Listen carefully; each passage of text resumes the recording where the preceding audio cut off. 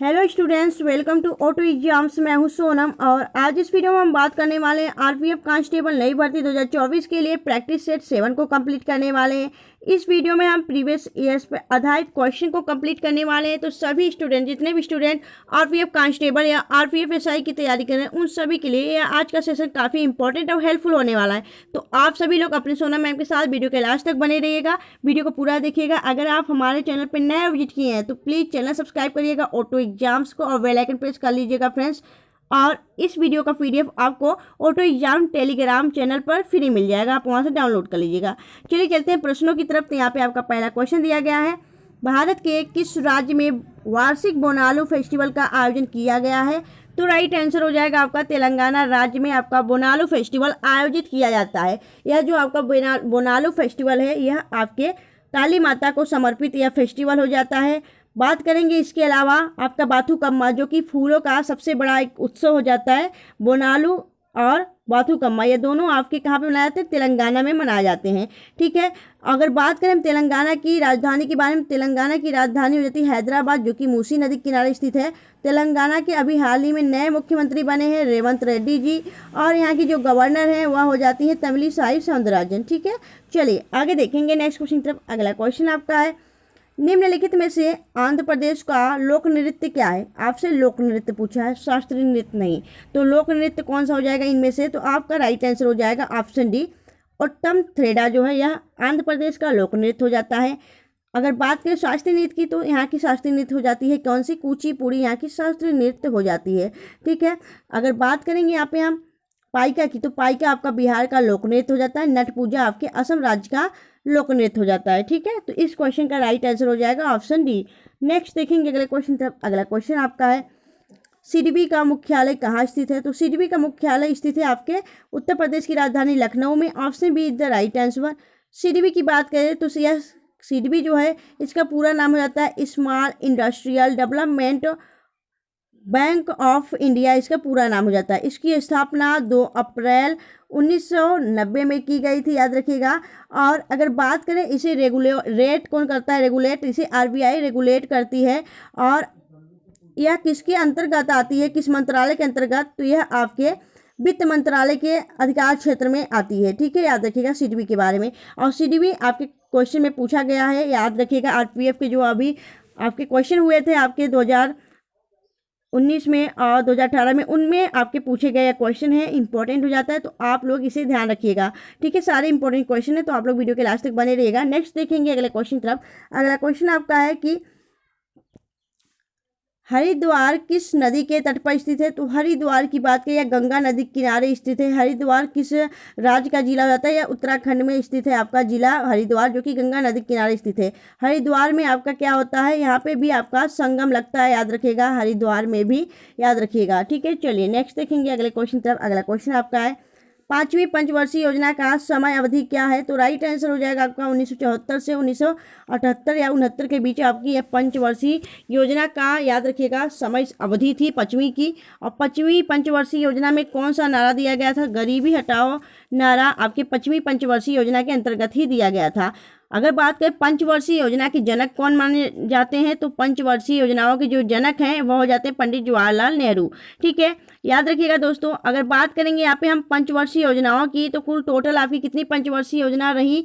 तो 12 पंचवर्षीय योजना रही। और लास्ट वाली कौन सी रही? तो लास्ट वाली आपकी 2012 से 2017 तक की यह पंचवर्षीय योजना रही है। ठीक है, चलिए नेक्स्ट देखेंगे अगले क्वेश्चन तरफ। अगला क्वेश्चन आपको दिया गया है, निम्नलिखित में से कौन सा भारतीय संविधान की प्रस्तावना का हिस्सा नहीं है? तो स्वतंत्रता, समानता, बंधुता, यह आपके 3 तो रही, लेकिन ऑप्शन डी आपका संघीय नहीं रहा। संघीय जो था यह प्रस्तावना का हिस्सा नहीं है। नेक्स्ट देखेंगे अगले क्वेश्चन तरफ। अगला क्वेश्चन आपका दिया गया है, हाइडे स्पीच का युद्ध कब हुआ था? तो काफ़ी इंपॉर्टेंट हो जाता है यह हाइडे स्पीच का युद्ध, कई बार एग्जाम में पूछा गया हो जाता है क्वेश्चन, तो आप सब इसे ध्यान रखिएगा। यह 326 बीसी में इसका युद्ध हुआ था, जिसे यह जो आपका हाइडे स्पीच का युद्ध है, इसे ही हम झेलम के युद्ध के रूप में भी जानते हैं।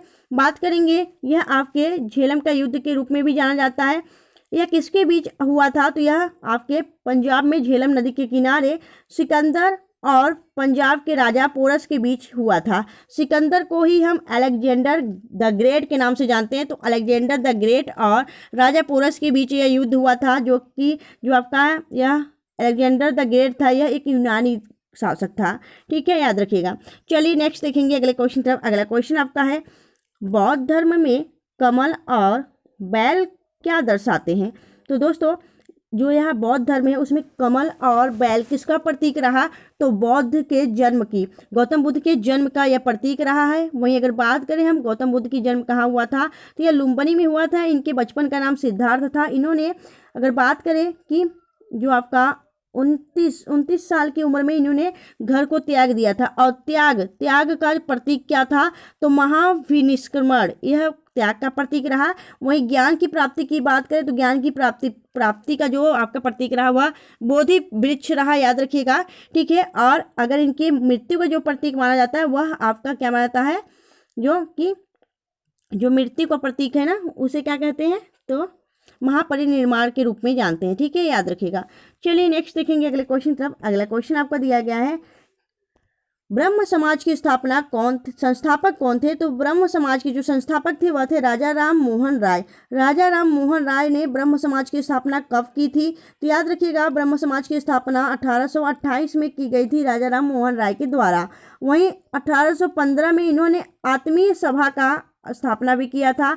राजा राम मोहन राय को आधुनिक पिता के जनक के रूप में जाना जाता है। ठीक है, चलिए नेक्स्ट देखेंगे अगले क्वेश्चन तरफ। दोस्तों, अगर आपको वीडियो अच्छी लग रही है, हेल्पफुल लग रही है, तो प्लीज़ वीडियो को लाइक और चैनल सब्सक्राइब जरूर करिएगा फ्रेंड्स। और आप लोग भी कंसंट्रेट बनाए रखिएगा अपने यूँ स्टडी के साथ ही दोस्तों। तो अगर बात करेंगे नेक्स्ट क्वेश्चन की तरफ, तो नेक्स्ट क्वेश्चन आपका दिया गया है, शुष्क वन अनुसंधान संस्थान डैश में स्थित है?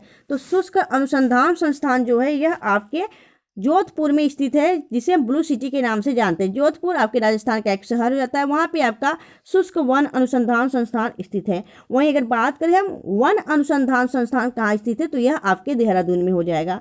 ठीक है, इस दोनों में आपको बिल्कुल कन्फ्यूज नहीं होना है, आपको ईजिली ऐसे ही पढ़ते रहना है, बखूबी आपको सिलेक्शन जरूर मिलेगा। आप लोग ऐसे ही कंटिन्यू निरंतर आप पर अपना मेहनत करते रहिए दोस्तों, क्योंकि गवर्नमेंट जॉब लेने के लिए कुछ मेहनत तो करना ही पड़ेगा। ठीक है, चलिए नेक्स्ट देखेंगे अगले क्वेश्चन तरफ। अगला क्वेश्चन आपका दिया गया है, अनब्रेकेबल एंड ऑटोबायोग्राफी पुस्तक किसने लिखी है? काफ़ी चर्चित पुस्तक हो जाती है और यह कई बार एग्जाम में पूछा गया है। तो राइट आंसर हो जाएगा यह एमसी मैरी कॉम की पुस्तक हो जाती है। एमसी मैरी कॉम को सुपर मॉम के नाम से भी जाना जाता है।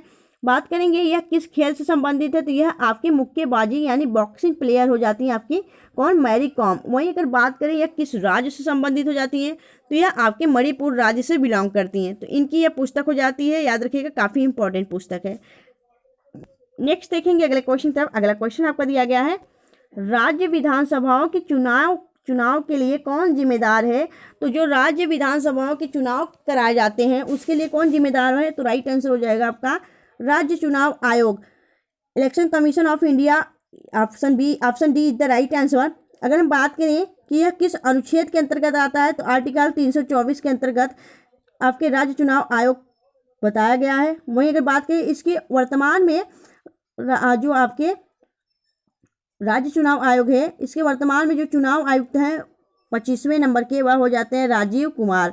राजीव कुमार राज्य चुनाव आयोग के वर्तमान में 25वें नंबर के चुनाव आयुक्त हो जाते हैं। और राज्य चुनाव आयोग का स्थापना कब किया गया था, यह भी आप याद रखिएगा, 25 जनवरी 1950 को इसकी स्थापना की गई थी। और 25 जनवरी को ही हम आपके प्रत्येक वर्ष 25 जनवरी को क्या मनाते हैं, इन आपके वोटर डे के रूप में मनाते हैं, याद रखिए, मतदाता दिवस के रूप में मनाते हैं। ठीक है, चलिए नेक्स्ट देखेंगे अगले क्वेश्चन की तरफ। अगला क्वेश्चन आपका दिया गया है, भारत के खाद्य सुरक्षा एवं मानक प्राधिकरण FSSAI का मुख्यालय कहाँ स्थित है? FSSAI का पूरा नाम क्या हो जाता है, इसको पहले देखेंगे। तो food safety and standard authority of India इसका पूरा नाम हो जाता है। इसका जो मुख्यालय वह नई दिल्ली के अंदर स्थित है। इसकी स्थापना की बात करें तो यह इसकी स्थापना 5 सितंबर 2008 को किया गया था। और किस अधिनियम एक्ट के तहत, तो 2006 अधिनियम एक्ट के तहत इसकी स्थापना की गई थी। ठीक है, चलिए आगे देखेंगे नेक्स्ट क्वेश्चन तरफ। अगला क्वेश्चन आपको दिया गया है, भारतीय राष्ट्रीय कांग्रेस का प्रथम अधिवेशन कहाँ हुआ था? तो यह बॉम्बे के अंतर्गत हुआ था। Bombay is the right answer. बात करेंगे भारतीय राष्ट्रीय कांग्रेस की स्थापना कब की गई थी? तो इसकी स्थापना 28 दिसंबर 1885 में की गई थी। और कहाँ की गई थी? तो मुंबई के एक कॉलेज में, जो कि गोपाल दास तेजपाल संस्कृत विश्वविद्यालय के अंतर्गत इसकी स्थापना की गई थी। इसके संस्थापक A.O. ह्यूम थे और इसके प्रथम अध्यक्ष कौन थे? व्योमेश चंद्र बनर्जी। ठीक है, याद रखिएगा, option A is the right answer. Next देखेंगे अगले क्वेश्चन तरफ। अगला क्वेश्चन आपका है, पद्मा नदी किस देश में बहती है? तो पद्मा नदी बहती है आपके बांग्लादेश में। गंगा जो कि बांग्लादेश में पहुंचती है और बांग्लादेश में पहुंचते ही इसका नाम पद्मा हो जाता है। गंगा को ही बांग्लादेश में पद्मा के नाम से जाना जाता है और ब्रह्मपुत्र को जमुना के नाम से जाना जाता है। ठीक है, याद रखिएगा, यह दोनों नदियां डेल्टा बनाती हैं। आगे देखेंगे, अगला क्वेश्चन आपका है कि दूसरा सबसे बड़ा प्राणी संघ कौन सा हो जाता है? तो दूसरा हो जाता है आपका कौन सा? आपका मोलस्का। पहला कौन हो जाता है? तो पहला हो जाता है आपका आर्थ्रोपोडा। आर्थ्रोपोडा आपका पहला हो जाता है। ठीक है, यह पहला हो जाता है और मोलस्का दूसरा हो जाता है। ठीक है, यह प्राणी जगत का दूसरा हो जाता है, दूसरा आपसे पूछा गया है। नेक्स्ट देखेंगे, अगला क्वेश्चन आपका है, कपास का सबसे बड़ा उत्पादक देश कौन सा है? तो राइट आंसर हो जाएगा चाइना। चाइना कपास का भी सबसे बड़ा उत्पादक देश है, वहीं कोयला का भी सबसे बड़ा उत्पादक देश है और फल के उत्पादन में भी आपका चीन पहले स्थान पे है। ठीक है, तो यह तीनों मामलों में चीन आपका पहले स्थान पे। याद रखिएगा, कपास के लिए कौन सी मिट्टी अत्यंत अच्छी होती है? तो आपकी जो काली मिट्टी होती है वह कपास के लिए काफ़ी अच्छी मानी जाती है, वह उसे हम कपासी मिट्टी भी कहते हैं। याद रखिएगा। नेक्स्ट देखेंगे अगले क्वेश्चन तरफ। अगला क्वेश्चन आपका दिया गया है, निम्नलिखित में से कौन सा वन्यजीव अभ्यारण्य मध्य प्रदेश में स्थित है? तो राइट आंसर हो जाएगा आपका मानस की बात करें तो यह असम में स्थित है। वहीं अगर बात करें बादीपुर की तो कर्नाटक में स्थित है। और अगर बात करेंगे यहाँ पे इंद्रावती की तो यह छत्तीसगढ़ में स्थित है। तो आपका राइट आंसर हो जाएगा कौन सा? बोरी वन्यजीव अभ्यारण्य, यह आपके मध्य प्रदेश में स्थित है। ठीक है, मध्य प्रदेश में आपके सर्वाधिक आपका वन्यजीव अभ्यारण्य स्थित है, याद रखिएगा। नेक्स्ट देखेंगे, अगला क्वेश्चन आपका है, विरूपाक्ष मंदिर किस राज्य में स्थित है? तो विरूपाक्ष मंदिर आपके कर्नाटक राज्य के हम्पी में स्थित है। वह विरूपाक्ष मंदिर जो कि आपके तुंगभद्रा नदी के किनारे स्थित है, याद रखिएगा। ठीक है, और जो आपका यह तुंगभद्रा नदी किनारे स्थित है, यह आपका विरूपाक्ष मंदिर, यह आपके कर्नाटक के हम्पी में स्थित है। ठीक है, याद रखिएगा, और option B is the right answer. Next देखेंगे अगले क्वेश्चन तब। अगला क्वेश्चन आपका है, शब्द डेड बॉल निम्नलिखित में से किस खेल से संबंधित है? तो राइट आंसर हो जाएगा यह क्रिकेट से संबंधित हो जाता है आपका डेड बॉल। जब आपका प्लेयर रेडी नहीं रहता है और बॉलर जो होता है वो बॉल फेंक देता है, उसे अंपायर डेड बॉल के नाम से जानते हैं। ठीक है, चलिए नेक्स्ट देखेंगे अगले क्वेश्चन तरफ। अगला क्वेश्चन आपका दिया गया है, विटामिन B3 का रासायनिक नाम क्या है? तो विटामिन B3 का रासायनिक नाम नियासिन हो जाता है। वहीं अगर बात करें हम कि बायोटीन किस विटामिन का नाम है, तो बायोटीन की बात करें तो B7 का जो नाम हो जाता है, B7 का नाम बायोटीन हो जाता है। राइबोफ्लेविन की बात करें तो विटामिन B2 का नाम हो जाता है। वहीं अगर बात करें टोकोफेरॉल की तो विटामिन E को टोकोफेरॉल के नाम से जाना जाता है। इन सभी रासायनिक नाम को भी याद रखिएगा, इंपॉर्टेंट है आपके एग्जाम के लिए। और दोस्तों, अगर आपको वीडियो अच्छी लग रही है, हेल्पफुल लग रही है ना, प्लीज़ वीडियो को लाइक और चैनल सब्सक्राइब जरूर करिएगा। इसमें भी आप लोग बिल्कुल कंजूसी मत किया करिए। अगर आपका जो रील वाला होता है आपका वीडियो, उसे तो आप फटाफट लाइक कर देते हैं, लेकिन ये जो आपका स्टडी का जो रहता है वीडियो, आप उसे लाइक क्यों नहीं करते हैं? आप उसे भी किया करिए, क्योंकि आपको आगे बढ़ना है। तो आप लोग ऐसे ही निरंतर मन लगा के पढ़ेंगे तभी आपको सिलेक्शन हो पाएगा। दोस्तों, आपको कई बार हम बता दिए, आप सभी जानते हैं, ऐसे हल्के में कोई भी गवर्नमेंट एग्जाम नहीं निकलने वाली है। ठीक है, तो आप यह छोड़ दीजिए कि आप हल्का भी पढ़ेंगे तो हो जाएगा सिलेक्शन, आपको खूब मेहनत करनी है। ठीक है, चलिए नेक्स्ट देखेंगे अगले क्वेश्चन तक। अगला क्वेश्चन आपका है, एक लोकप्रिय स्मारक और मस्जिद चार मीनार स्थित है कहाँ पे? तो राइट आंसर हो जाएगा यह हैदराबाद में स्थित है। यह आपके तेलंगाना की राजधानी हैदराबाद में स्थित है। और हैदराबाद की जो आपकी जुड़वा बहन है, किसे कहा जाता है? सिकंदराबाद को कहा जाता है। ठीक है, चलिए नेक्स्ट देखेंगे अगले क्वेश्चन तरफ। अगला क्वेश्चन आपका है, नीलम संजीव रेड्डी 1956 से 1959 तक डैश रूप में कार्य किया। तो याद रखिए कि इन्होंने मुख्यमंत्री के रूप में कार्य किया, जो कि आंध्र प्रदेश के मुख्यमंत्री थे नीलम संजीव रेड्डी। उसके बाद यह भारत के 6वें राष्ट्रपति के रूप में 1977 से 1982 के रूप में कार्य किया है। ठीक है, यह दोनों बातें आपको याद रखनी है, कंफ्यूज बिल्कुल नहीं होना। जब आपको यह डेट दे के पूछे तो आपको मुख्यमंत्री बताना है। ठीक है, और जब यह डेट दे तो आपको राष्ट्रपति बताना है। ठीक है, चलिए नेक्स्ट देखेंगे अगले क्वेश्चन तरफ। अगला क्वेश्चन आपको दिया गया है, डैश स्टेडियम की एक दीवार क्रिकेटर राहुल द्रविड़ को समर्पित है? तो राइट आंसर हो जाएगा चिन्ना स्वामी जो आपका स्टेडियम है वह राहुल द्रविड़ को समर्पित है। ठीक है, वहीं अरुण जेटली की बात करें, यह स्टेडियम कहाँ है? दिल्ली में स्थित है। और वानखेड़े मुंबई में स्थित है। नरेंद्र मोदी की बात करें, यह अहमदाबाद गुजरात में स्थित है। चिन्ना स्वामी तमिलनाडु में स्थित है। चलिए नेक्स्ट देखेंगे अगले क्वेश्चन तरफ। अगला क्वेश्चन आपका दिया गया है, भारत में स्किल इंडिया मिशन की शुरुआत यानी योजना कब शुरू किया गया था? राइट आंसर हो जाएगा, यह 2015 में इसकी शुरुआत की गई थी नरेंद्र मोदी जी के द्वारा। आगे देखेंगे अगले क्वेश्चन तरफ। राजा खुर्रम डैश के रूप में जाने जाते हैं? ठीक है, जो राजा खुर्रम थे वह किस रूप में जाने लगे? तो याद रखिएगा, वह शाहजहां के रूप में जाने लगे। शाहजहां का ही बचपन का नाम क्या था? खुर्रम था, याद रखिएगा। ठीक है, वहीं अगर बात करें शाहजहां किसके पुत्र थे? तो यह जहांगीर के पुत्र थे। शाहजहां ने जो आपका ताजमहल है आगरा में, ताजमहल का निर्माण शाहजहां के द्वारा ही करवाया गया है। वहीं अगर बात करें दिल्ली का जो आपका लाल किला है और दिल्ली का जामा मस्जिद, यह दोनों ही आपके शाहजहां के द्वारा बनवाया गया था। ठीक है, तो यह शाहजहां जो थे यह मुगल काल के यह पांचवा मुगल शासक थे, याद रखिएगा शाहजहां। नेक्स्ट देखेंगे अगले क्वेश्चन पर। अगला क्वेश्चन आपका दिया गया, उस्ताद अमजद अली खां बंगस एक भारतीय शास्त्रीय डैश वादक थे? तो उस्ताद अमजद अली खान जो थे यह एक सरोद वादक थे। Option D is the right answer. Next देखेंगे अगले क्वेश्चन तरफ। अगला क्वेश्चन आपका है कि भारत में सर्वोच्च न्यायालय की स्थापना किस अधिनियम के तहत हुई थी? तो राइट आंसर हो जाएगा 1773 के अधिनियम के एक्ट के तहत आपका सर्वोच्च न्यायालय यानी सुप्रीम कोर्ट की स्थापना की गई थी। और यह आपके ब्रिटिश हुकूमतों के अंतर्गत यह आपका तैयार किया गया था। ठीक है, याद रखिएगा, जो कि आपके कोलकाता में वेस्ट बंगाल में स्थापित किया गया था। ठीक है, चलिए नेक्स्ट देखेंगे अगले क्वेश्चन तरफ। अगला क्वेश्चन आपका दिया गया है, हाल ही में पाकिस्तान के 14वें राष्ट्रपति कौन बने हैं? तो राइट आंसर हो जाएगा आपका आसिफ जरदारी या 14वें अभी हाल ही में पाकिस्तान के नए राष्ट्रपति बने हैं 14वें नंबर के। वहीं अगर बात करें शहबाज शरीफ वर्तमान में 24वें नंबर के क्या है, यहाँ के प्राइम मिनिस्टर हैं, याद रखिएगा। ठीक है, चलिए आगे देखेंगे नेक्स्ट क्वेश्चन तरफ। अगला क्वेश्चन आपका दिया गया है, उत्तर प्रदेश का कौन सा जिला प्राचीन अंतरंजी खेड़ा से संबंधित है? अंतरंजी खेड़ा क्या हो जाता है? तो यह आपके एटा जिले में स्थित है। आपके उत्तर प्रदेश के एटा जिले में गंगा नदी के किनारे यह अंतरंजी खेड़ा स्थित है, जो कि एक आपका क्या हो जाता है? अंतरंजी खेड़ा एक आपका पुरातात्विक स्थल हो जाता है, याद रखिएगा, जो कि आपके उत्तर प्रदेश के एटा जिले में स्थित है, गंगा नदी के किनारे। नेक्स्ट देखेंगे अगला क्वेश्चन आपका है, शेख ख्वाजा कुतुबुद्दीन बख्तियार काकी का दरगाह कहाँ स्थित है?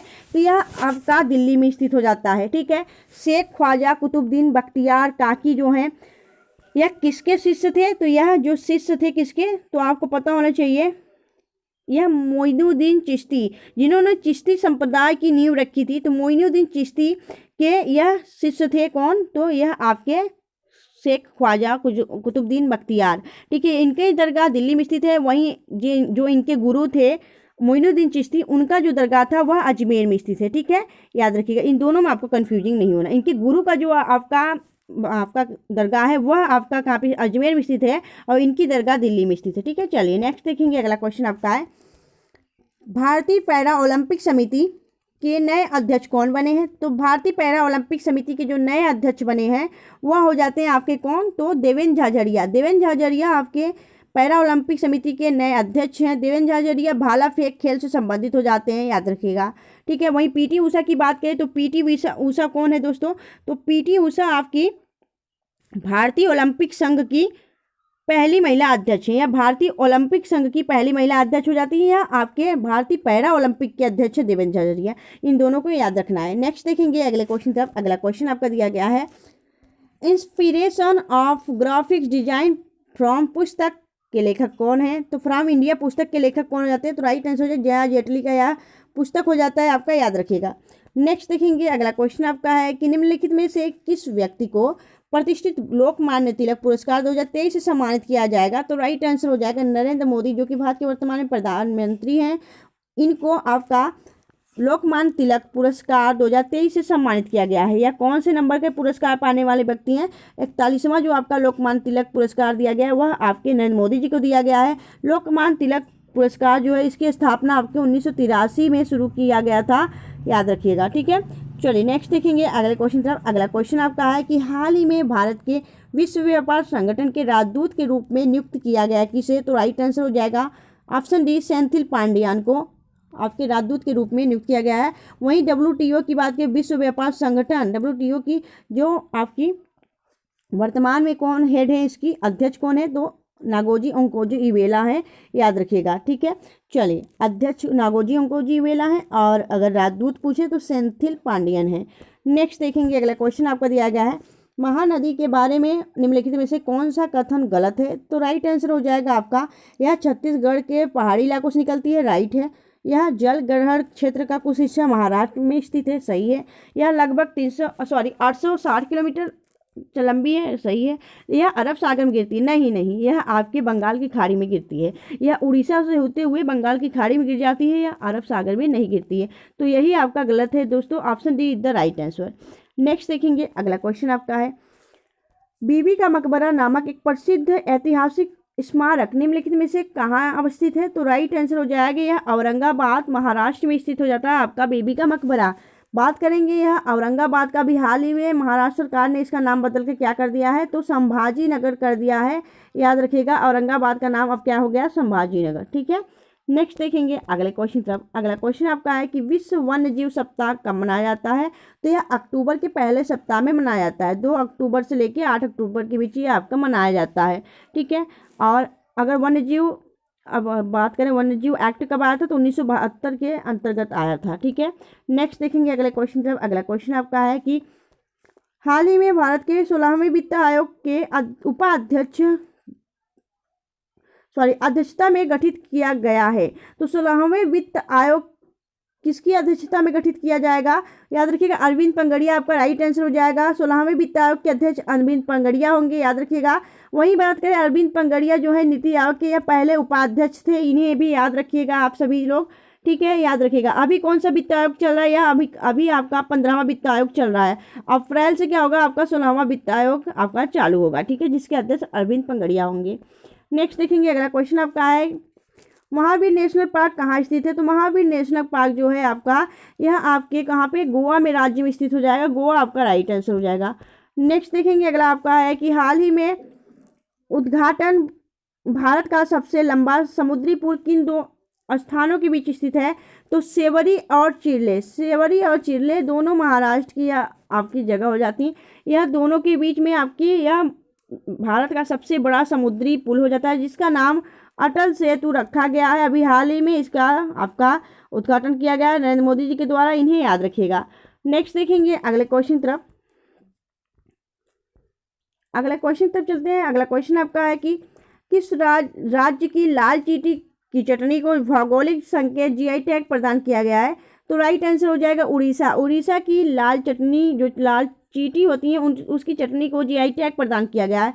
Option A is the right answer. वहीं अगर बात करें यह किस एक्ट के तहत दिया जाता है आपका GI टैग? तो यह आपके 1999 एक्ट के तहत दिया जाता है। और सबसे पहले आपके दार्जिलिंग चाय को दिया गया था 2004 में, जो कि आपके वेस्ट बंगाल का यह प्रोडक्ट हुआ करता था। ठीक है, नेक्स्ट देखेंगे अगले क्वेश्चन तरफ। अगला क्वेश्चन की तरफ। अगला क्वेश्चन आपका है, अल्पसंख्यकों के हितों की सुरक्षा पर किस अनुच्छेद में विचार किया गया है? तो अल्पसंख्यकों की जो हितों की सुरक्षा के लिए आपका विचार किया गया है, वह आर्टिकल 29 में किया गया। आर्टिकल 29 आपका राइट आंसर हो जाएगा। ठीक है, वहीं 18 की बात की तो उपाधियों की अंत की बात की गई है, और यह जो आपका 14 है, इसमें विधि के समक्ष समता का अधिकार बताया गया है। ठीक है, चलिए नेक्स्ट देखेंगे अगले क्वेश्चन तरफ। अगला क्वेश्चन आपका है, भारतीय संविधान में राजनीति के निर्देशक सिद्धांत किस देश के संविधान से लिए गए थे? तो राइट आंसर हो जाएगा यह आयरलैंड के संविधान से लिए गए राज्य के नीति निर्देशक सिद्धांत। अगर बात करें DPSP की, तो यह आपके आर्टिकल 36 से लेकर 51 तक दिया गया है भाग 4 में। ठीक है, चलिए नेक्स्ट देखेंगे अगले क्वेश्चन तक। अगला क्वेश्चन आपका दिया गया है, नागार्जुन सागर झील किस राज्य में स्थित है? यह आपके तेलंगाना राज्य में स्थित हो जाता है। Option A is the right answer. Next देखेंगे अगला क्वेश्चन। अगला क्वेश्चन आपका है कि भारत की सबसे बड़ी कृत्रिम झील कौन सी है? तो यह गोविंद बल्लभ पंत झील हो जाती है, जो कि कहाँ पे स्थित हो जाती है? यह आपके सोनभद्र डिस्ट्रिक्ट में स्थित हो जाती है। यह भारत का सबसे बड़ा कृत्रिम झील हो जाता है, याद रखिएगा। नेक्स्ट देखेंगे अगले क्वेश्चन तरफ। अगला क्वेश्चन आपका है कि भारत के संदर्भ में डिडवाना, कुचामन, सरगोल और कटखट किन के नाम है? तो यह आपके लवड़ी झील के नाम हो जाते हैं। लवड़ी झील आपका राइट आंसर हो जाएगा।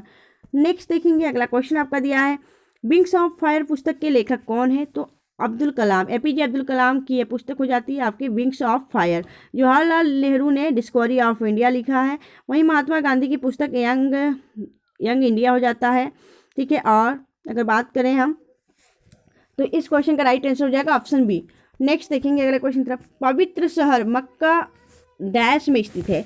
तो मक्का और मदीना यह आपके सऊदी अरब में स्थित हो जाते हैं। यह इस्लाम धर्म का एक पवित्र स्थल हो जाता है। तो option B is the right answer.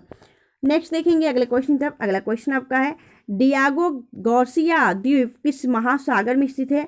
तो डियागो गार्सिया जो द्वीप है यह आपके हिंद महासागर में स्थित है, इंडियन ओशियन में। ठीक है, हिंद महासागर में स्थित है। वहीं अगर बात करें हम कि यह आपके डियागो जो गार्सिया द्वीप है हिंद महासागर में स्थित है। और हिंद महासागर का जो सबसे बड़ा द्वीप हो जाता है वह हो जाता है मेडागास्कर। मेडागास्कर हिंद महासागर का सबसे बड़ा द्वीप हो जाता है। ठीक है, याद रखिएगा। तो option C is the right answer. यहाँ पे हमने टोटल आपके जीके जीएस के टोटल आपके 50 क्वेश्चन किए हैं। आपको वीडियो कैसी लगी आप हमें कमेंट सेक्शन में जो बताइएगा। अगर आपको वीडियो अच्छी लग रही है, हेल्पफुल लग रही है, अपने सोनम मैम की मेहनत अच्छी लग रही है तो प्लीज़ वीडियो को लाइक और चैनल सब्सक्राइब जरूर करिए फ्रेंड्स। और इस वीडियो को आप लोग ग्रुप में शेयर कर दिया करिए।